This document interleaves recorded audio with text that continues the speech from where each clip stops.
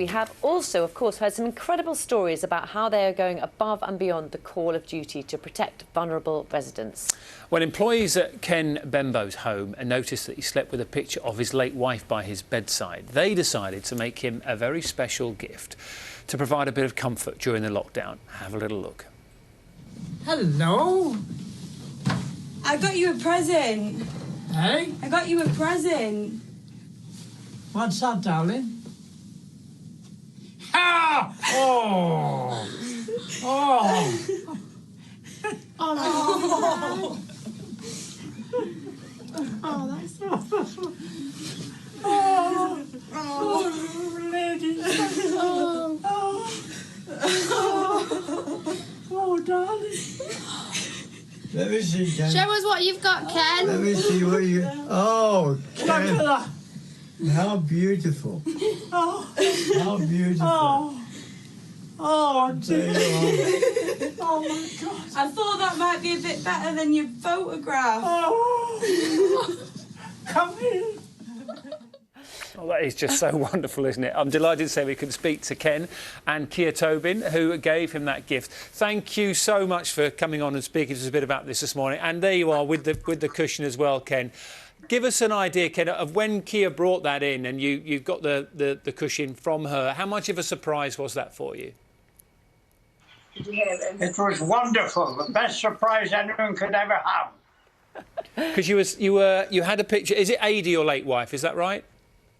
Yes, Yeah, because you were sleeping with pictures of your late wife by the side of your bed in the home, and then had you had conversations with Kira about Ada before? We spoke about Ada, haven't we? yes, oh yes, we speak about her very often. Kia, how did you come up with this clearly lovely idea? Because the photo that he has is a glass-framed one, and he has it on his wall, and he speaks at night to her, don't you? Yes, Yeah? I take her to bed with me. Take her to bed with him. And every morning and every night he's got it, and I thought, you can give her a good squeeze with this, can't you? Yes. And when he got it, he's like... It was lovely, Ken and Kia, to see that reaction when you got the cushion of Ada. Ken, tell us a little bit about your late wife. What was she like? She was the most wonderful, caring wife anyone could have. She never did a thing wrong in her life. And as a young man, I wasn't fair on her. I used to go out drinking with the boys and leaving her at home with the school children. And when I say my prayers every night, I ask forgiveness for that. I'm sure she did give you forgiveness. So how long were you married? 71 years. Oh, that's so wonderful. What a wonderful thing to celebrate, Kia, as well. It was indeed. And it broke my heart when I left her, or when she left me. But I've got her every night now in my arms, tight. Kia, He does.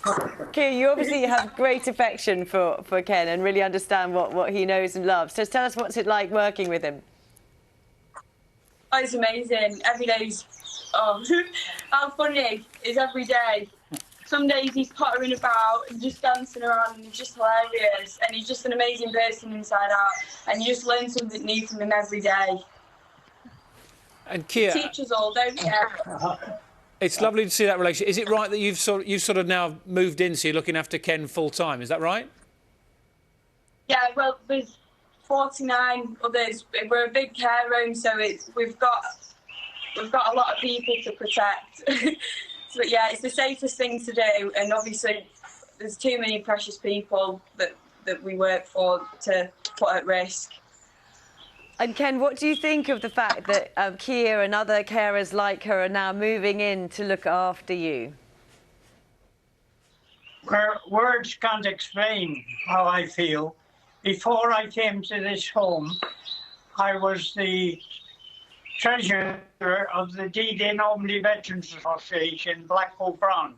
And I used to go and take my wife with me sometimes to lots of care homes, visiting elderly men that had lost their wives, elderly women that had lost their husbands. and to see some of them in some of the homes, it was not nice at all. And when we came here, I had promised to my wife that I would never put her in a care home. So neither of us wanted to come into a care home. But my daughter said, would we come for a fortnight's holiday? And we came. And on the first week here, my wife says to me, oh, I like it here. And we fell in love with it. I've loved it ever since. And you couldn't have a better home, a more loving staff and management. Everyone, the cooks, the laundry people, the cleaners, they all come and give. Oh, it's wonderful. Oh, it's lovely to hear, Ken. You've had such a great experience of that. And I can see you proudly wearing your veteran hat. The picture's not brilliant, but we can see the hat on your head. Give us an idea, what sort of operations were you involved in when you were in the services? What sort of operations were you involved in? Oh, I was in the Royal Navy. Yeah, I'll hold there and show you badges. Yeah, and Oh, Hiding them. I was on the North Atlantic convoys where we sank 2 German U-boats. I was on other convoys where we were getting attacked by 25 submarines at one time. I was on the invasion of Sicily. I was on the invasion of Italy. We then went back into the North Atlantic on convoy duty. And then we were on the Bay of Biscay, guarding the U-boat, or trying to sink some of the U-boats coming into the U-boat pens in France. I was on D-Day on June the 6th, on the landings on Normandy. After that, we had to refit. I went out to the Far East. We joined the American involvement. I was on the first British ship to get in the Pacific. We went to Australia and then up to the Philippines, which was our base. And there we formed the British Fleet Trade, which was full of aircraft carriers, battleships, cruisers, tankers, troop ships, supply ships, every kind of ship. And we set off for the invasion of Japan. And as we passed Okinawa, we got involved. The kamikaze pilots were coming down and attacking our aircraft, and it was quite a battle. Ken, I want to ask you. I want to ask you just a second. So, what inspired you? I mean, what an incredible career you had. What inspired you to sign up in the first place?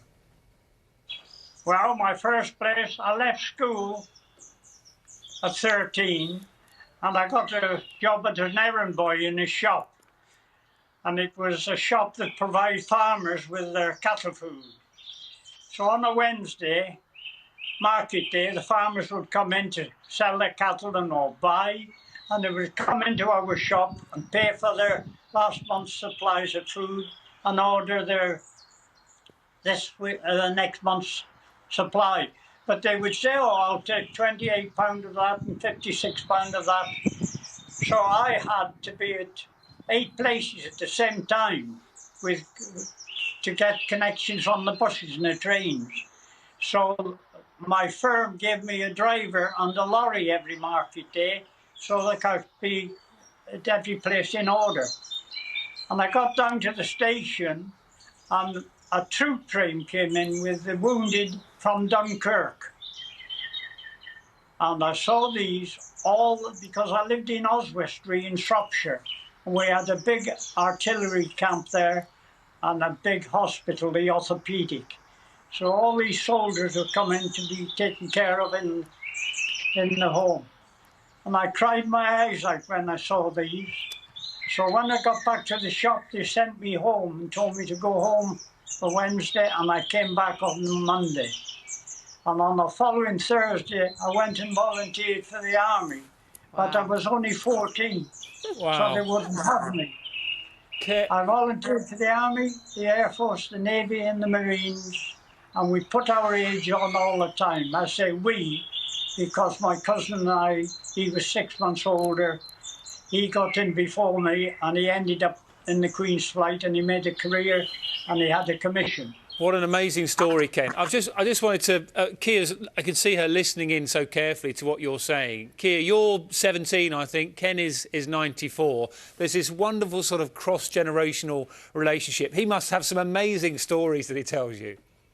Oh yeah, every day. Then we look through your photo albums.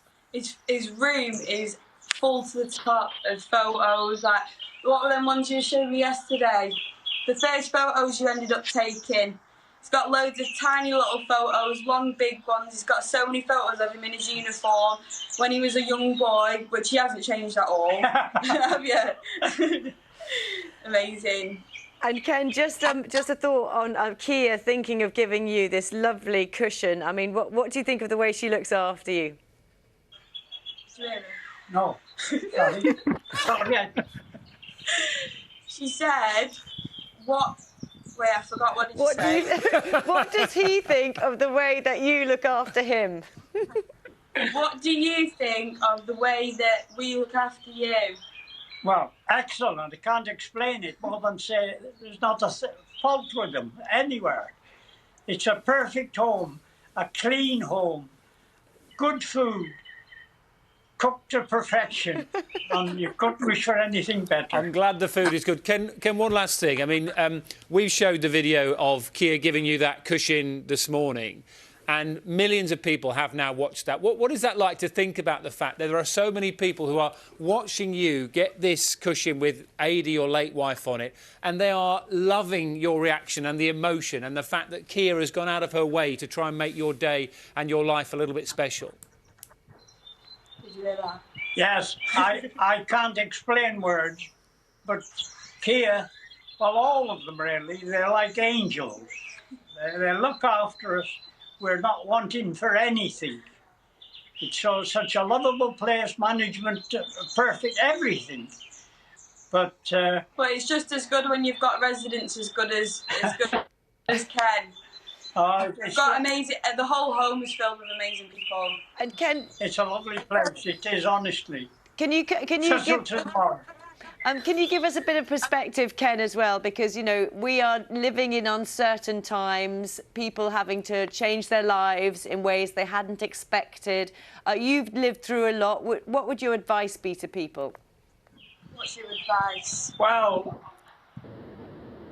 I can't understand how the carers in the care homes were forgotten for so long. It's only recently that it's come to the forefront. But they do, well, they couldn't do more.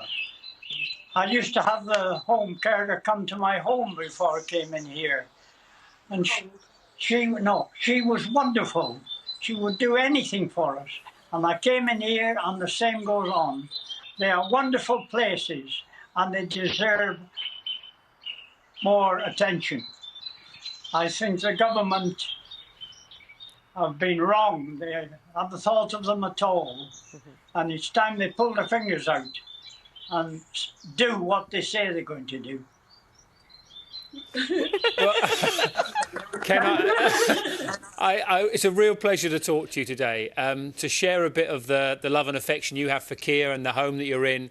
And Kia as well, I just hope this relationship continues, because just to let you know, there's obviously so many people watching you two this morning. There's been a lovely reaction from people saying, Ken, what a legend you are, what a lovely story to listen to. And Kia saying people that they are amazed by, you know, your example of being a truly caring person, working in your profession, and the relationship between you two. There's one person here whose name is Lisa, who says, watching you two gives her real hope in a really difficult situation. Kia, what's that like to hear? Yeah. I know, I didn't expect any of this at all, like, literally, because we recorded it because it's such a special moment, and then we thought, with all this going on, it's something just good that everyone can see and that we can share. And obviously, we've got a lot of people that can't see family members, but for Ken, he's not going to be able to. So just even, we just never thought it'd go like that at all for something so little. either. But it's honest to God, it was just so overwhelming. I'm so happy that we've had so many positive comments and so much support with like recognition and just your little pillow. Oh, it's been How lovely. amazing this man is. Ken and Kia, it's a real joy to speak to you both. And you know what? From here, it looks like you are family. So thank you very much indeed for joining us. And you've done a great thing, Kia. And Ken, it's lovely to hear you as well. Thank you both very much. Thank you very much. Thanks for your service to Take both of you care. as well. Great to talk to you. Oh, what a bunch of superstars, Louise. Oh, no, lovely.